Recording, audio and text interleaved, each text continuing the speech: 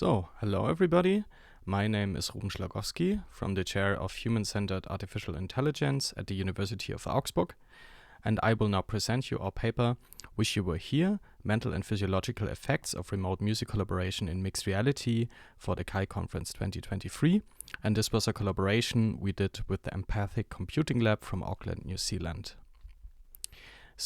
Our motivation behind this project was pretty much that COVID isolated musicians.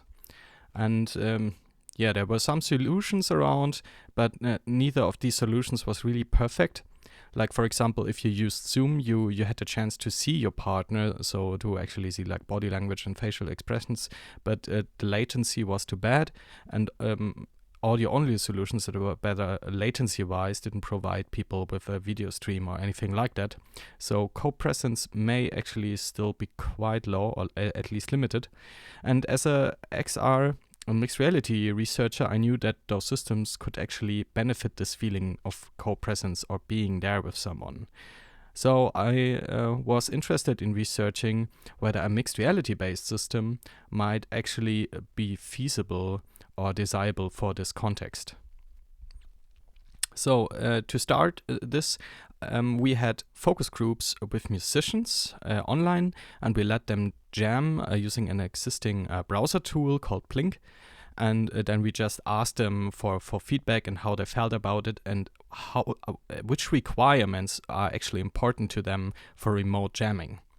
And the things that we heard a lot was, of course, low latency and sound quality, and they didn't like quantizations and such thing. But most importantly, they really wanted to play their own instruments, so with the haptic feedback and the thing that they're really proficient with. So we went on to construct a laboratory prototype where we connected two adjacent rooms at our chair, and people could actually see each other's 3D point clouds in their surroundings. We used these HTC Vive Pro headsets for this to augment those video streams. And additionally, people would hear each other in high quality. We implemented this by using an analog signal chain and a mixing console, so pretty much standard professional audio things for the whole audio situation to connect those two rooms, and the point clouds were transmitted via TCP over a local network. So in the following, I will just show you a short video of the system, and beware, it may contain some shaky or unstable point of view footage.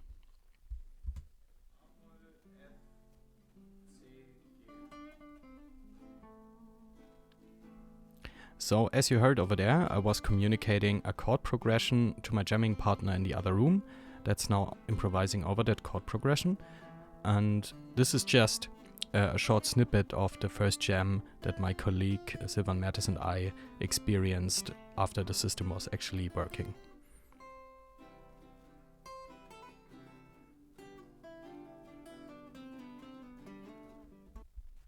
So after experiencing this jam, we had a couple of research questions that we wanted to answer in our laboratory study. So first of all, does this system actually benefit co-presence or the feeling of being there with someone? And this is non-trivial, since also the pure audio experience of talking to each other and making music with each other in separated rooms might also benefit co-presence. And also whether this might actually benefit the feeling of flow or the possibility of getting into this desirable flow state. And also we were interested whether this made people happy, so whether we see something regarding positive effect.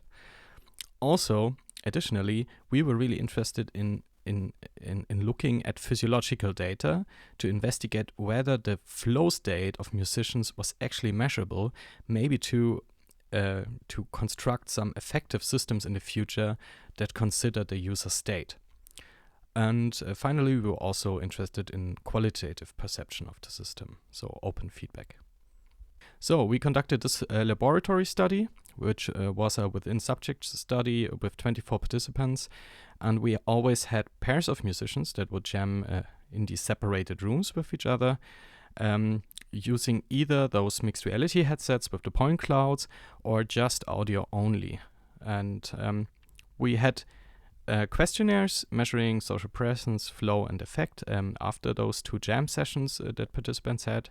And we also measured physiological data. So over here you can see those participants are always wearing the small shimmer sensor measuring GSR and PPG. And we also gathered some qualitative feedback. So the study flow, to be precise, was like this. So we started off with pre-test panners measuring just the effect of participants prior to jamming.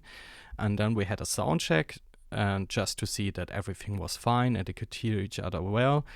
And then they had these 2 jam sessions of approximately 20 minutes, either in audio only and mixed reality. Those were, of course, randomized in order.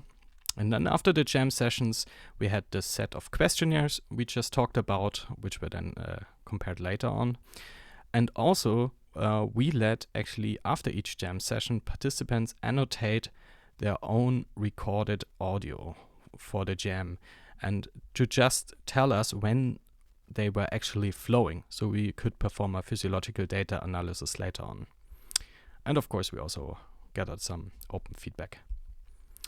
So, regarding the results of these things, first of all, for flow, we didn't see too much of a difference for all subscales, but for social presence, especially for co-presence, we saw a significant increase in the mixed reality condition. So people really felt as being there together with a person significantly more in mixed reality. And regarding how people felt or their positive effect, we didn't see too much of a difference between audio only and mixed reality, just slightly more in mixed reality, but really a significant increase when you compare the questionnaire results from prior to jamming to after the jam. So jamming makes happy, even remotely.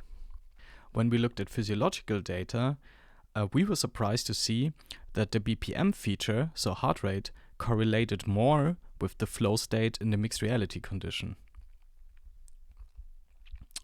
Looking at qualitative results, we saw that people thought that it was easier to communicate in the mixed reality condition, but on the other hand, they had some trouble seeing their own instruments through the video streams, and also they criticized that the head-mounted displays covered their faces, and they also said that the image was too pixelated of the point clouds. Also, participants said that in the audio-only condition, it was easier to concentrate on the music. And they also had some ideas for future improvements, for example, to do some music-related augmentation, for example, to show keys that are currently used or something like this. Furthermore, they really uttered the need for better head-mounted displays and a better point cloud resolution, of course. So, to conclude, our main findings are that remote jamming really makes happy, be it in audio only or with mixed reality headsets. So remote jamming is a really good thing. Also, you can use mixed reality and it will probably be a good thing for co-presence. And also, by looking at the physiological data, we found that this idea of building systems that actually consider the user state in real time and maybe help them may be a feasible concept. And also, there are still technical limitations, of course. For example, latency is still somewhat of an unsolved issue, and we also have some resolution problems. We are going to tackle these resolution problems in a future prototype using a Vario XR3 headsets for better video resolution, and also we're gonna have more depth cams to just improve the point cloud resolution. Also, we really want to investigate this idea of an effective computing system that assesses the user state using physiological data in real time and then maybe helps him or her to get into the flow state. Thank you very much for listening. Please feel free to contact me if you have any questions.